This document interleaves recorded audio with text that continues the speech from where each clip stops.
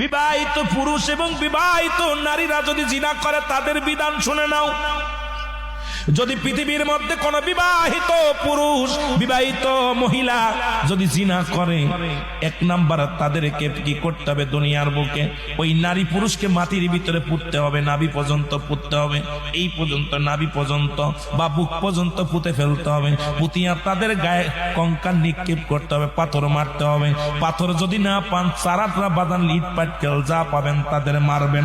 যতক্ষণ পর্যন্ত মৃত্যুবরণ না করবে ততক্ষণ পর্যন্ত তাদের গায়ে ইট পাথর মারতে হবে। এখন যারা বিয়ে করেছেন, জিনা করেছেন, শুনে নেন। এখন নিজের বউ থাকতে যারা পরের বর কাজ যান, যারা নিজের বউ থাকতে শালীর কাছে যান, যারা নিজের বউ থাকতে পরক্রিয়া করেন, তারা ভালো করে লিখে নেন, জেনে নেন বাবা।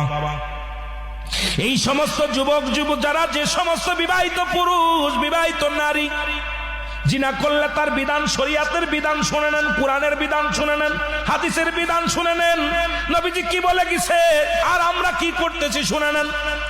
এই পুরুষটা এই নারীটাকে মাটির মধ্যে তারে পুঁততে হবে, মাজা